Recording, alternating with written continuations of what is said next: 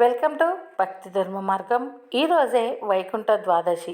వైకుంఠ ఏకాదశి వ్రతం ఆచరించిన వారు ఈ వైకుంఠ ద్వాదశి రోజు ద్వాదశి గడియలు ముయ్యక ముందే ద్వాదశి పారణ చేస్తారు. తెల్లవారుజామునే నిద్రలేచి పుణ్యస్నానాలు చేయాలి. ఈరోజు విష్ణుమూర్తితో పాటు లక్ష్మీదేవిని కూడా పూజించటం వలన విశేష ఫలితాలు లభిస్తాయి. ఈరోజు స్వచ్ఛమైన ఆవు నేతితో దీపం వెలిగించడం ద్వారా అనుకున్న కోరికలు కూడా నెరవేరుతాయి. స్వామివారికి నైవేద్యంగా పండ్లు పంచామృతం పెట్టాలి. అలాగే విష్ణు సహస్రనామం నారాయణ స్తోత్రం పఠించాలి. ఇంకా కూర్మ అవతారమైన తాంబేలు విగ్రహం ఉంటే ఈరోజు పూజించాలి. అలాగే ఈరోజు బంగారు రంగులో ఉండే తాంబేలు విగ్రహాన్ని ఇంటికి తెచ్చుకుంటే శుభప్రదం. ఎందుకంటే ఈ ద్వాదశినే కూర్మ ద్వాదశి అంటారు. కూర్మ ద్వాదశి రోజు దేవతలు రాక్షసులు అమృతం కోసం క్షీరసాగర మదనం చేస్తున్నారు. ఆ సమయంలో విష్ణుమూర్తి కూర్మ అవతారంలో ముందుండి ఆ క్షీరసాగర మదనాన్ని జరిపించాడు అని పురాణాలు చెబుతున్నాయి. వీరంతా మందర పర్వతాన్ని ఉపయోగించి క్షీరసాగర మదనం చేశారు. ఆ సమయంలో విష్ణువు కూర్మ అవతారంలో ముందర పర్వతాన్ని ధరించి సాగర మదనం చేస్తున్న వారికి దేవతలకు అమృతం ఇచ్చినట్లు పురాణాలు చెబుతున్నాయి. అందుకే ఈ కూర్మ ద్వాదశి రోజు శ్రీ మహావిష్ణువును పూజించడం, శ్రీ మహావిష్ణువు కూర్మ అవతారమైన తాంబేలును ఇంటికి తెచ్చుకోవటం చాలా మంచిది. ఈ వైకుంఠ ద్వాదశి రోజు కూడా ఉత్తర ద్వార దర్శనం చేస్తారు. ఇలా ఉత్తర ద్వార దర్శనం చేసిన వారికి సకల పాపాలు నశిస్తాయి. ఈ ద్వాదశి రోజు కూడా వైకుంఠ ద్వాదశి, వైకుంఠ దర్శనం, వైకుంఠ ద్వారం అంటారు.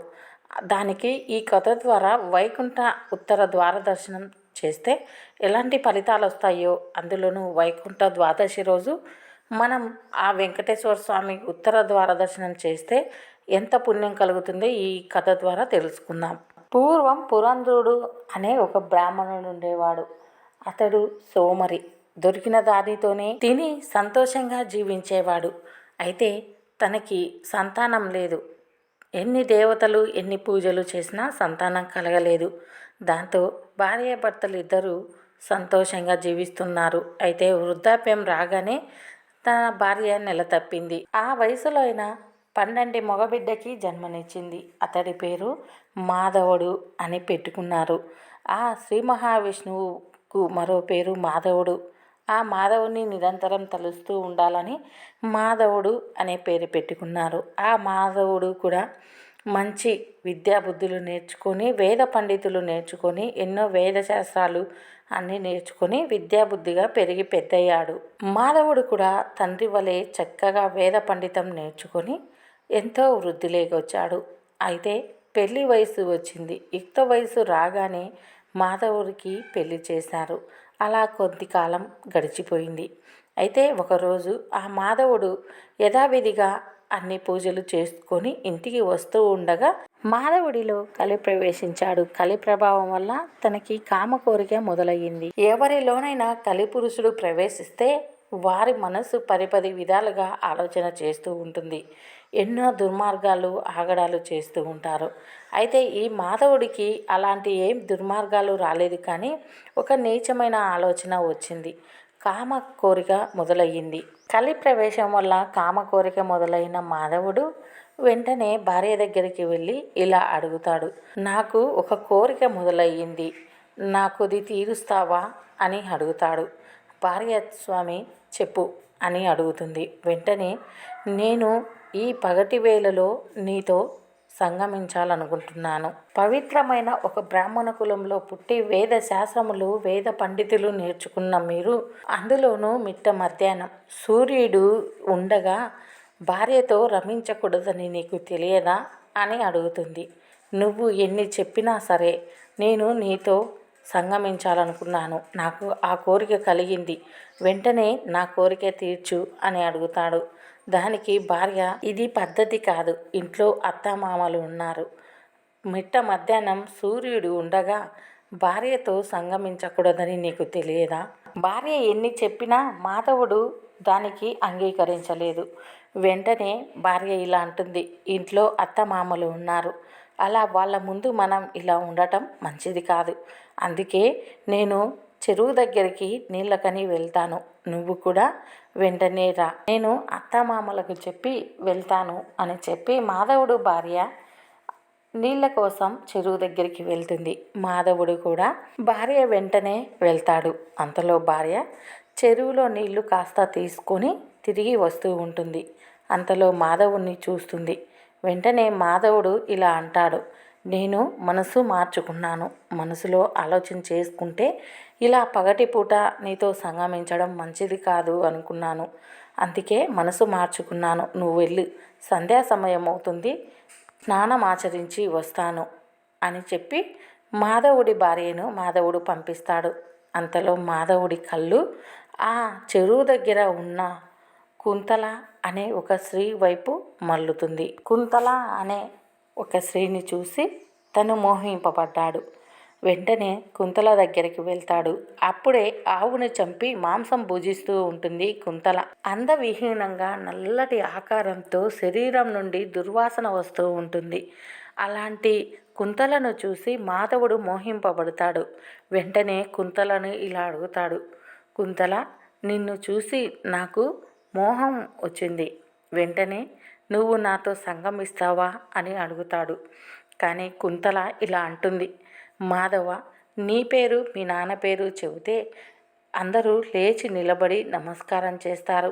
అలాంటి పవిత్రమైన బ్రాహ్మణ కులంలో పుట్టి ఇలాంటి పాడు పనులు చేయటం మంచిదేనా? అందులోనూ కులం తక్కువ దానిని, చనిపోయిన జీవుల మాంసం భుజించేదానిని. ఇప్పుడే ఆవును చంపి మాంసం భుజించాను.